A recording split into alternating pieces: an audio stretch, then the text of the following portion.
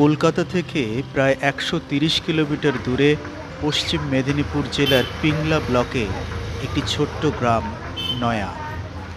এই রাজ্যের এক অতি প্রাচীন শিল্প মাধ্যমের ঐতিহ্যবাহী সংস্কৃতির ধারক ও বাহক এই গ্রাম।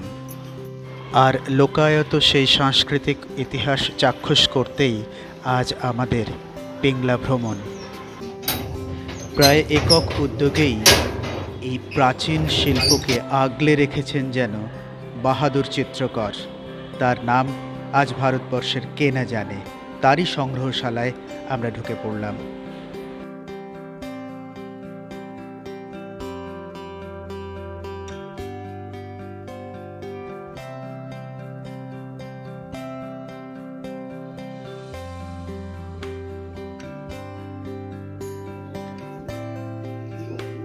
পটচিত্র সংগ্রহশালা, এটা একটা মিউজিয়াম।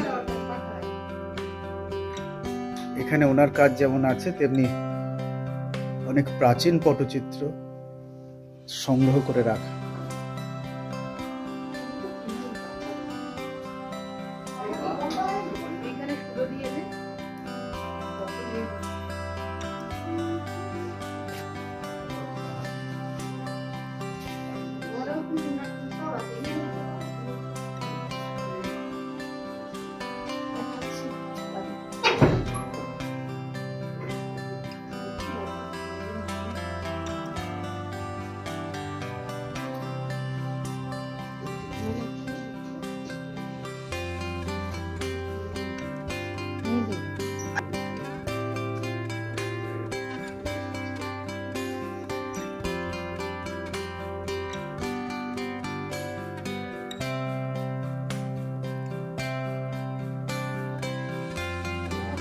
এই সে বায়োস্কোপ বলার বায়োস্কোপ মনে আছে? এই বায়োস্কোপ। কথা বললাম শিল্পী বাহাদুর চিত্রকরের মায়ের সঙ্গে। এইগুলো কখনকার জিনিস? এই সমস্ত জিনিসগুলো অনেক দিনের পুরাতন জিনিস। এগুলো কিভাবে কালেক্ট করে? ও আমার ছেলে হচ্ছে টমাস বলে একটা বিদেশ থেকে লোক এসেছিল। টমাস? আচ্ছা। বিদেশ থেকে এসে আমার ছেলে তখন 19-20 বছর। আচ্ছা। ওকে বলে কি তুমি কোথায় কোথায় পটুয়া বাড়ি আছে আমাকে নিয়ে চলো। আচ্ছা। ও তো অত সব জানে না, ওকে তো নিয়ে গেল। যে সব পুরাতন জিনিস যত পুরাতন পট সব তাদের কাছে কিনতেছে। তারা যদি বলে 500 টাকা, ও তাকে দিয়ে 1000 টাকা। ওরে বাপ রে। দিয়ে তাদের কাছে সব পুরাতন জিনিস যত ছিল সব নিয়ে আসছে। তখন আমার ছেলে বাড়িতে এসে বলে মা আমাদের দেশের জিনিসগুলো সব যদি নিয়ে পালিয়ে যায় বিদেশে তাহলে আমরা কি দেখাবো, আমাদের ছেলেরা মেয়েরা কি দেখবে? ওই সময় ওইটুকু বয়সে তিনি এটা বুঝেছেন, কি অসাধারণ। তারপরে বলে মা টাকা দাও আমাকে। আমি টাকা কোথায় পাবো? তখন খুব কষ্ট বাবা। গরু দুটো বিক্রি করে টাকা নিয়ে ওই যে পুরাতন জিনিস সব নিয়ে এসছে। এইসব সেদিন ধরতে একটু একটু একটু একটু করে ওর সঙ্গে সালা করছে। 1 লাখ ব্যক্তিগত। একদম সত্যি, মানে এই কাহিনী সত্যি গায়ে কাটা দেওয়ার মতো। শুনতে শুনতে আমার কান্না।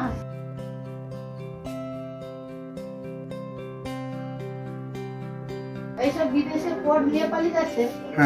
এইসব পট ও পুড়িয়ে নিয়ে এসেছে। আবার পুরাতন এই বই যে 5 টাকা করে আগে করে কতদিনের বই, এইসব বইটই জিনিসপত্র সব ও কালেকশন করে নিজে ব্যক্তিগত এখনো যে বাড়িতে আছে এখন সাজানো হয়নি। মেলার সময় হলে কিছু সাজায়, নাহলে সেরকম রাখার জায়গা নেই যে সাজিয়ে রাখবে। গর্বিতা মা ছেলের মহতী উদ্যোগে সবটুকু দিয়ে সাহায্য করে গেছেন।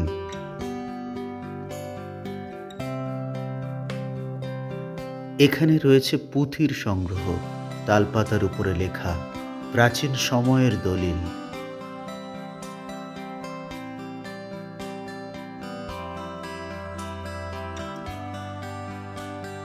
অনেক প্রাচীন বইপত্র রয়েছে। আর এই পটগুলো যেমনটা বাহাদুর বাবুর মা বলে গেলেন বিদেশে চলে যাচ্ছিল, কিভাবে তিনি আগলেছেন বলা যেতে পারে।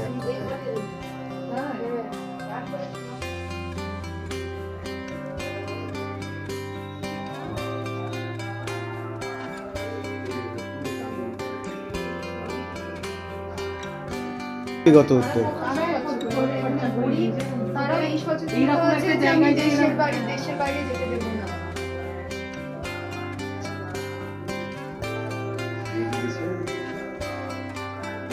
মুদ্রা সংগ্রহ। আর এই পাশে অনেক পুরনো নোট। আবার ছোটবেলায় দেখেছি এইসব নোট। বাংলাদেশ ব্যাংক। এই নোটটা আমি দেখেছি। নোটটা দেখেছি। ও কাঁথার উপরে কাজ কি। প্রাচীন সূচি শিল্পের নিদর্শনও সংরক্ষিত হয়েছে এখানে। কাঁথা কিভাবে বুনেছে, সেলাইটা করেছে কিভাবে, দেখো কি অদ্ভুত লাগছে দেখতে। রয়েছে কিছু স্ট্যাম্পের কালেকশন। এগুলো দেখেছি। 5 পয়সা দিয়ে। হ্যাঁ, আমি 5 পয়সা।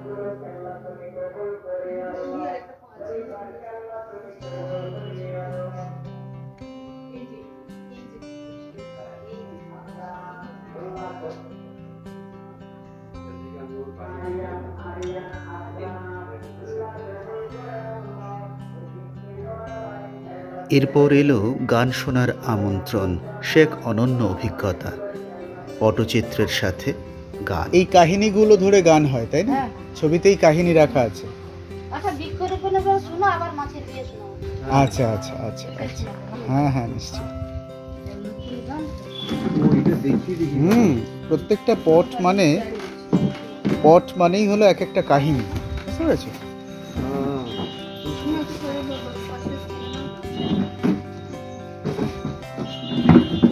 শিল্পী বাহাদুর চিত্রকরের মায়ের কাছে আমরা এই মুহূর্তে।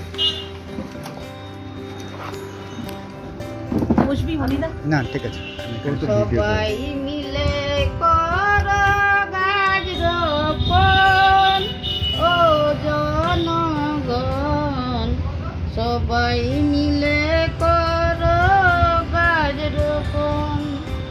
গাছ লাগাইলে পরে মানুষের উপকার করে, বাতাসে শ্বাস ধরে গাছেরই ধরন, ও জনগণ সবাই মিলে করো গাছ রোপণ।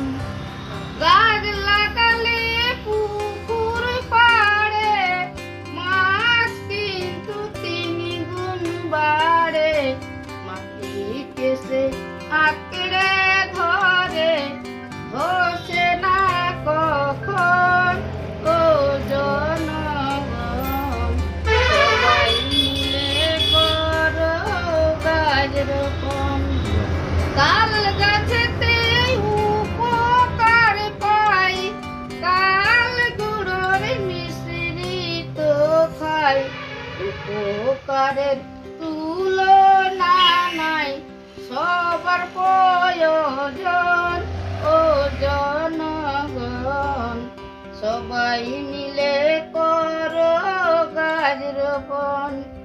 নারকেল গাছে উপকার পাই, নারকেল কত কাজে লাগায়, তার জল ঢালে শিবের মাথায়, শাস্ত্রেতে লিখন, ও জনগণ সবাই মিলে করো গাছ রোপণ।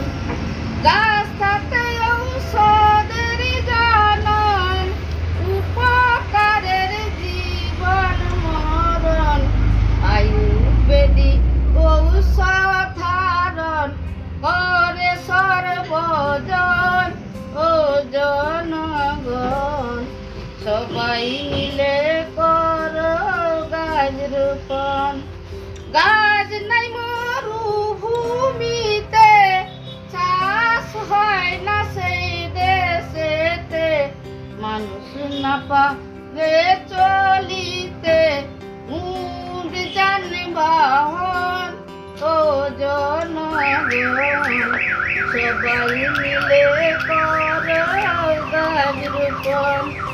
গাছ লাগালে রাস্তার ধারে মানুষের উপকার করে, রাস্তায় দিলে খেতে হলে কাঠের প্রয়োজন, ও জনগণ সবাই মিলে করো